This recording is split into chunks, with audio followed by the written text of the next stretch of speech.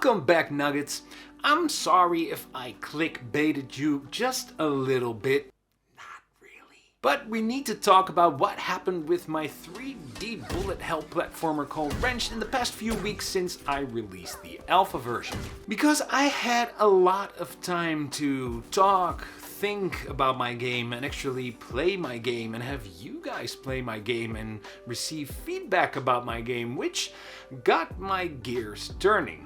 And the more I thought about things, the more things just didn't make sense. Things which seemed like great ideas at the time, like my part system, which combined player upgrades, crafting, and the main way of progressing through the game, well, turned out to be garbage. And you often know this is the case when you try to explain one of your systems to someone. It doesn't matter at the time, you know, because you just have to kill enemies, and when you kill those enemies, you get like these materials, and then you could craft the parts, right? And you need to craft the parts to save your brother, and you just know how to make those parts. It's usually a gut feeling which you sometimes just cannot shake. Other features I had just built really quickly, not really knowing what I was doing at all. After all, Wrenched is the game that is teaching me how to program. What? You didn't know? I have been working as a professional in the games industry for well over 15 years, but never as a programmer. And so it is only natural that over the course of the past year of me making Wrenched, I have learned new, better, easier ways to do things. And add to that the more you work on your game, the more you understand what you need to actually make that game in terms of tools and systems. And again, that is why it is so important to keep testing, keep prototyping, and keep trying out new stuff. And so over the past few weeks, I have started reworking and redesigning a couple of systems and started working on the Wrenched Alpha 2.0.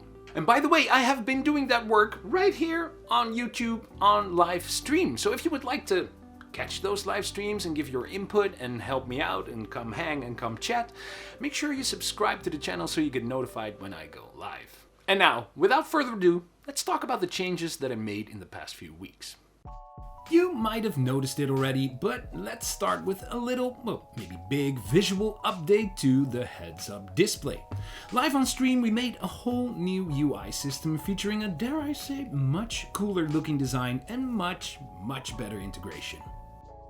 Carly now has a fully adjustable health and shield bar which can be altered on the fly, and a cool portrait so you can finally see the faces she's making. That's right, you heard me say shield bar, and this brings me to like the biggest upgrade, rework, redesign that I have done, the upgrade and part system. For those who don't know, in Wrenched you need to save your brother by getting him 12 parts, and in the old alpha I opted to make the parts craftable by killing enemies, gathering material and crafting them in a menu. But that really felt hollow to me. It's just a progress shop.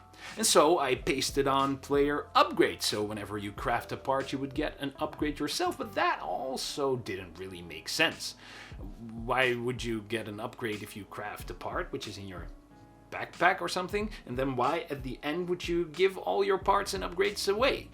It sounded good at first, but after spending some time with it, it just didn't make sense. Plus, the coding and the way I made the system also was really messy. And so I redesigned the whole thing. Well, basically I went back to how things were in Devlog 10. Instead of crafting parts, you will have to find them, hidden in these cool boxes scattered throughout the world, and more importantly, inside of bosses. I then removed upgrades from parts and reworked the crafting menu into a now dedicated upgrade menu with 17 kick-ass upgrades. Upgrades ranging from increasing your base damage to unlocking a grapple hook. Yes, I made a grapple hook. It is very work in progress at the moment, but it basically hooks enemies and pulls them towards you so you can slash them with your sword. Now finally, with a new way of progressing through the game and upgrading Carly, it was time to take a closer look at the most important mechanic of the game, the combat. Way back I changed Carly's model and simply copied over the existing animations. This, however, started to feel wrong. Combat, and specifically melee combat, is in fact one of the main mechanics of the game, and so it was time to fix it up. So I added new animations, new effects, and a new way of fighting. Where Carly used to stand still when attacking, she will now attack in the direction of your choice. The animation and attack times are also much snappier. And then of course with new attacks must come the new juice, and so I spiced up the bot explosions and their particles. Now, with combat out of the way, it was time to address one of my biggest concerns. The first boss of the game, CRT. CRT is to this day still giving me nightmares. The way he is set up and implemented is just a hot mess. And quite honestly, I don't feel he is cool enough to be the first boss.